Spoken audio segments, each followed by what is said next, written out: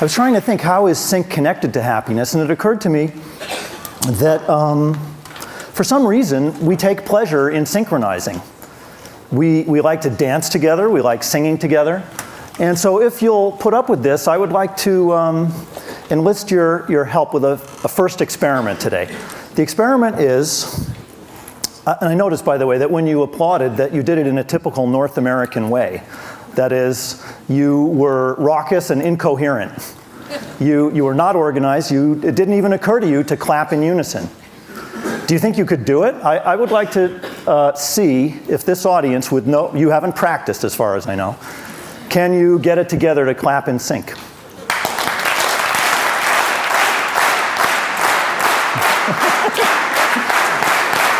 Whoa! Now that's what we call emergent behavior. So I didn't expect that, but I expected you could synchronize. It didn't occur to me you'd increase your frequency. It's interesting. So what do we make of that? First of all, we know that you're all brilliant. This is a room full of intelligent people, highly sensitive, some trained musicians out there. Is that what enabled you to synchronize? So to put the question a little more seriously, let's ask ourselves, what are the minimum requirements for what you just did, for spontaneous synchronization? Do you need, for instance, to be as smart as you are? Do you even need a brain at all, just to synchronize? Do you need to be alive? I mean, that's a spooky thought, right? Inanimate objects that might spontaneously synchronize themselves. It's real. In fact, I'll try to explain today that sync is maybe one of the, if not one of the most, perhaps even the most pervasive drive in all of nature. It extends from the subatomic scale to the farthest reaches of the cosmos. It's a deep tendency toward order in nature that opposes what we've all been taught about entropy. I mean, I'm not saying the law of entropy is wrong, it's not. But there is a countervailing force in the universe, the tendency towards spontaneous order. And so that's our theme. Now, to get into that, let me begin with what might have occurred to you immediately when you hear that we're talking about synchrony in nature, which is the glorious example of birds that flock together, or fish swimming in organized schools.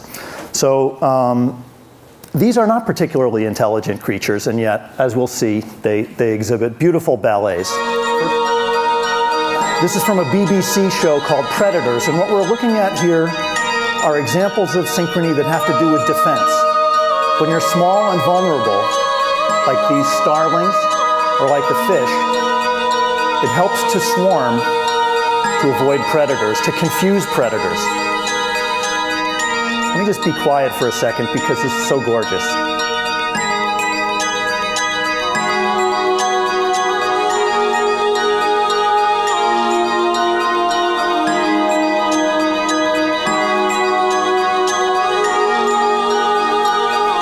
For a long time, biologists were puzzled by this behavior, wondering how it could be possible.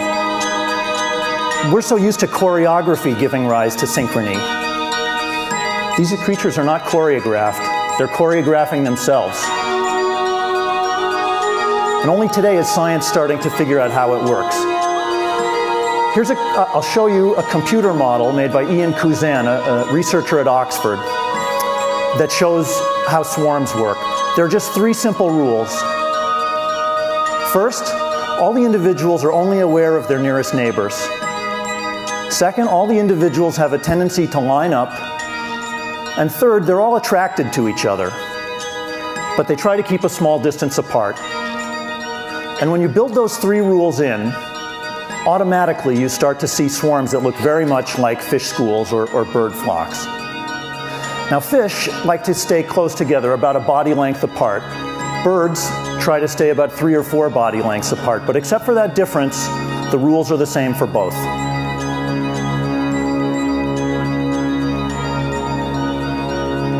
Now, all this changes when a predator enters the scene. There's a 4th rule. When a predator's coming, get out of the way.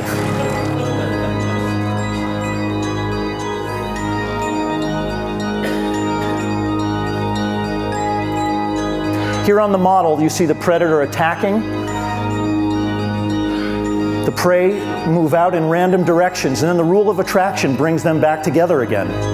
So there's this constant splitting and reforming. And you see that in nature.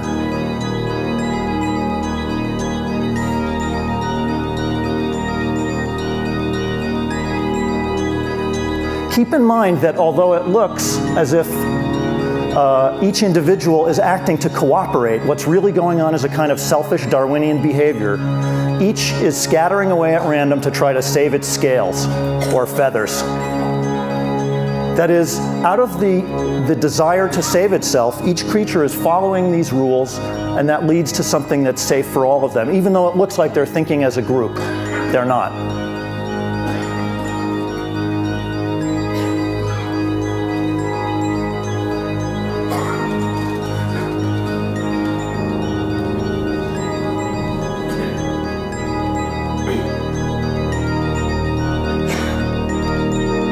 You might wonder what exactly is the advantage to being in a swarm. So you can think of several. As I say, if you're in a swarm, your odds of being the unlucky one are reduced as compared to a small group. There are many eyes to spot danger. And you'll see in this,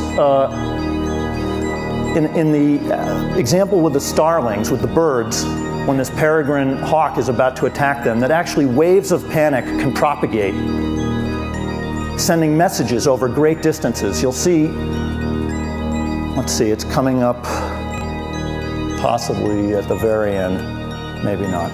It's, information can be sent over a half a kilometer away in a very short time through this mechanism.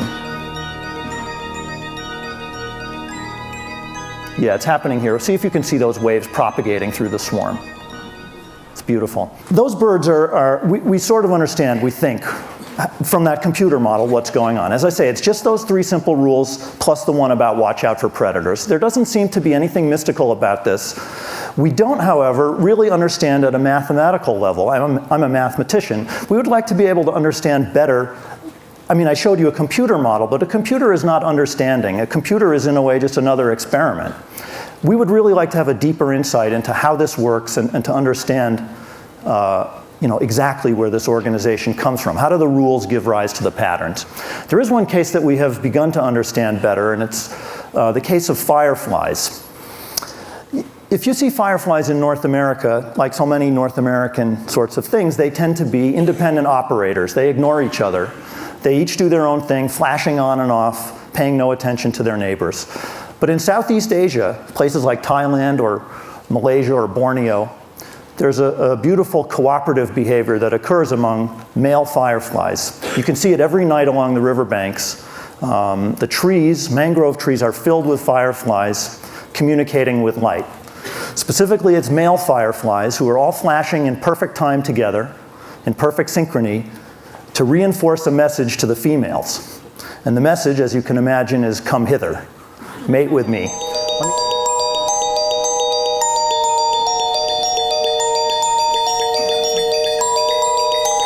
Now in a second I'm going to show you a slow motion of a single firefly so you can get a sense. This is a single frame, then on, and then off. 30th of a second there. And then watch this whole riverbank and watch how precise the synchrony is.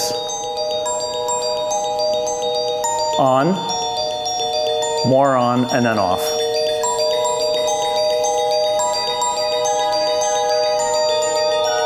The combined light from these beetles, these are actually tiny beetles, is so bright that fishermen out at sea can use them as navigating beacons to find their way back to their home rivers. It's stunning. For a long time it was not believed. When the first Western travelers like Sir Francis Drake went to Thailand and came back with tales of this unbelievable spectacle, no one believed them. We don't see anything like this in Europe or in the West.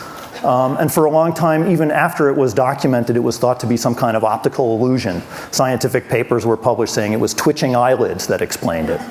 Or a human being's tendency to see patterns where there are none. But I hope you convinced yourself now with this nighttime video that they really were very well synchronized. Okay, so the issue then is, do we need to be alive to see this kind of spontaneous order? And I've already hinted that the answer is no. Well, you don't have to be a whole creature. You can even be just a single cell. Like take, for instance, your pacemaker cells in your heart right now. They're keeping you alive. Every beat of your heart depends on this crucial region, the sinoatrial node, which has about 10,000 independent cells that would each beat, have an electrical rhythm, a voltage up and down, to send a signal to the ventricles to pump. Now, your pacemaker is not a single cell. It's this democracy of 10,000 cells that all have to fire in unison for the pacemaker to work correctly. I don't want to give you the idea that synchrony is always a good idea. If you have epilepsy, there is an instance of billions of brain cells, or at least millions, discharging in pathological concert. So this tendency towards order is not always a good thing. You don't have to be alive. You don't have to be even a single cell. If you look, for instance, at how lasers work, that would be a case of atomic synchrony. In a laser, what makes laser light so different from the light above my head here is that this light is incoherent, many different colors and different frequencies, sort of like the way you clapped initially. But if you were a laser, it would be rhythmic applause. It would be all atoms pulsating in unison, emitting light of one color, one frequency. Now comes the very risky part of my talk, which is to demonstrate that inanimate things can synchronize. Hold your breath for me. What I have here are 2 empty water bottles. This is not Keith Barry doing a magic trick. This is a klutz, just playing with some water bottles. I have some metronomes here.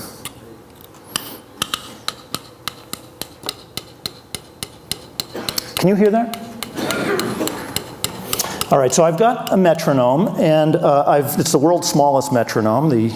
Well, I shouldn't advertise. Anyway, so this is the world's smallest metronome. I've set it on the fastest setting, and I'm going to now take another one set to the same setting. We can try this first. If I just put them on the table together, there's no reason for them to synchronize, and they probably won't.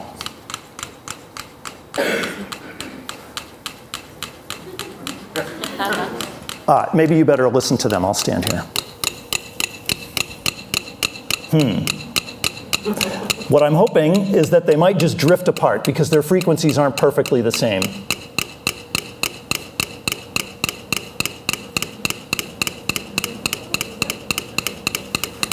Right? They did. They were in sync for a while, but then they drifted apart. And the reason is that they're not able to communicate. Now, you might think that's a bizarre idea. How can metronomes communicate? Well, they can communicate through mechanical forces. So I'm going to give them a chance to do that. I also want to wind this one up a little bit. How can they communicate? I'm going to put them on a movable platform, which is the Guide to Graduate Study at Cornell. Okay, so here it is. Let's see if we can get this to work. My wife pointed out to me that it will work better if I put both on at the same time, because otherwise the whole thing will tip over. All right, so there we go. Let's see. Okay, I'm not trying to cheat. Let me start them out of sync. No, hard to even do that.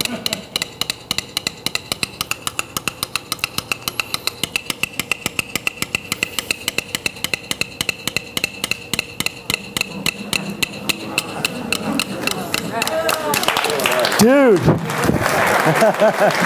All right, so before anyone goes out of sync, I'll just put those right there. Now, that might seem a bit whimsical, but this pervasiveness of this tendency towards spontaneous order sometimes has unexpected consequences. And a clear case of that was something that happened in London in the year 2000. The Millennium Bridge was supposed to be the pride of London, a beautiful new footbridge erected across the Thames, first river crossing in over 100 years in London.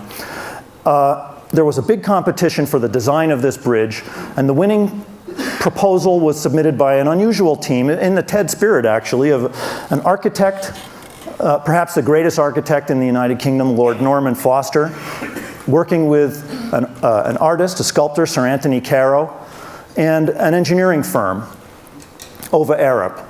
And together they submitted a design based on Lord Foster's vision, which was he remembered as a kid reading Flash Gordon comic books. And he said that when Flash Gordon would come to an abyss, he would shoot what today would be a kind of a lightsaber. He would shoot his lightsaber across the abyss, making a blade of light, and then scamper across on this blade of light. He said, that's the vision I want to give to London. I want a blade of light across the Thames. So they built the blade of light, and it's a very thin ribbon of steel. The world's probably the flattest and thinnest suspension bridge there is, with cables that are out on the side. You're used to suspension bridges with big droopy cables on the top. These cables were on the side of the bridge, like if you took a rubber band and stretched it taut across the Thames. That's what's holding up this bridge. Now, everyone was very excited to try it out. On opening day, thousands of Londoners came out, and something happened. And within 2 days, the bridge was closed to the public. So I want to first show you some interviews with people who were on the bridge on opening day who will describe what happened. It really started moving sideways and slightly up and down, rather like being on a boat. Yeah, it felt unstable and it was very windy. And I remember it had lots of flags up and down the side, so you could definitely, there was something going on sideways, it felt, maybe. Not up and down? No. And not forwards and backwards? No. Just side to side. About how much was it moving, do you think? It was about, I mean, that much or this much? about the second one. This much? Yeah. At least six to 8 inches, I would have thought, yes. Right, so at least this much. Oh, yes. I remember wanting to get off. Oh, did you? Yeah, it did. So it was enough to be scary? Yeah, but I thought that was just me. Now tell me why you had to do this? You had to do this because to keep your balance, because if you didn't keep your balance, then you'd just fall over about, like, to the left or right, about 45 degrees. So just show me how you walk normally. Right. And then show me what it was like when the bridge started to go. Right, so you had to deliberately push your feet out sideways. Yes. And short steps. That's right, yes. Right. And it seemed obvious to me that it was probably the number of people on it. Were they deliberately walking in step or anything like that? No, they just had to conform to the movement of the bridge. All right, so that already gives you a hint of what happened. Think of the bridge as being like this platform. Think of the people as being like metronomes. Now, you might not be used to thinking of yourself as a metronome, but after all, we do walk. We oscillate back and forth as we walk. And especially if we start to walk like those people did, right? They all showed this strange sort of skating gait that they adopted once the bridge started to move. And so let me show you now the footage of the bridge, but also after you see the bridge on opening day, you'll see an interesting clip of work done by a bridge engineer at Cambridge named Alan McRoby, who figured out what happened on the bridge and who built a bridge simulator to explain exactly what the problem was. It was a kind of unintended positive feedback loop between the way the people walked and the way the bridge began to move that engineers knew nothing about. Actually, I think the first person you'll see is the young engineer who was put in charge of this project. Okay. Did anyone get hurt? No. Right. So it was quite small. Yes. But real. Absolutely. You thought, oh, bother. I felt I was disappointed about it. We'd spent a lot of time designing this bridge and we'd analysed it, we'd checked it to codes, to heavier loads than the codes, and here it was doing something that we didn't know about. Yes. The most dramatic and shocking footage shows whole sections of the crowd, hundreds of people, apparently rocking from side to side in unison, not only with each other, but with the bridge. This synchronised movement seemed to be driving the bridge. But how could the crowd become synchronized? Was there something special about the Millennium Bridge that caused this effect? This was to be the focus of the investigation. Well, at last, the simulated bridge is finished, and I can make it wobble. Now, Alan, this is all your fault, isn't it? Yes. You designed this, yes? This Yes. simulated bridge, and this, you reckon, mimics the action of the real bridge? It captures a lot of the physics, yes. Right, so if we get on it, we should be able to wobble it, yes?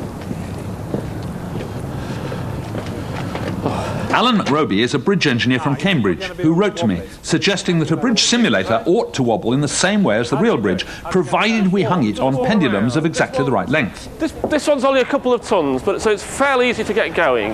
Well, it's just by walking. It's certainly going now. Don't have to be a real vandal, just walk But and it starts to go. It's actually quite difficult to walk. You have to be careful when you put your feet down, don't you? Because if you get it wrong, it just throws you off your feet. It certainly affects the way you walk, yes. You can't walk normally on it. No, if you try and put one foot in front of another, it's moving your feet away from under you. Yes. So you've got to put your feet out sideways.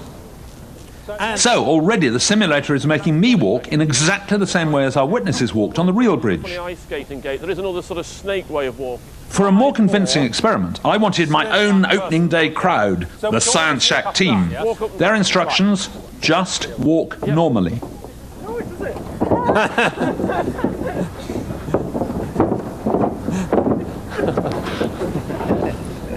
It's really intriguing because none of these people is trying to drive it.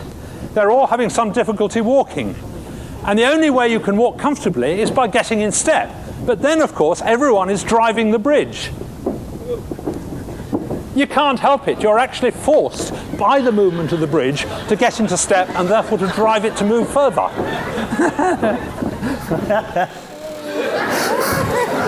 All right, well, with that from the Ministry of Silly Walks, maybe I better end. I see I've gone over, but I hope that you'll go outside and see the world in a new way, to see all the amazing synchrony around us. Thank you.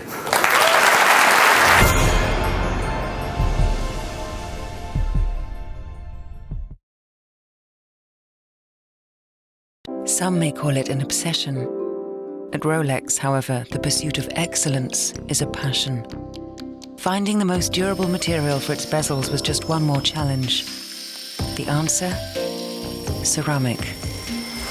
Using an exclusive Rolex patented process, the bezel is superheated to 1,500 degrees, hardening and purifying the ceramic mix. The entire bezel is then bombarded with gold, atom by atom, and polished until only the numerals remain, permanently. Virtually indestructible and impervious to scratches, the ceramic bezel has to withstand more abrasion than any other part of a watch. It takes more than 40 hours to create each of these bezels, which makes you wonder, is any measure too extreme for enduring beauty?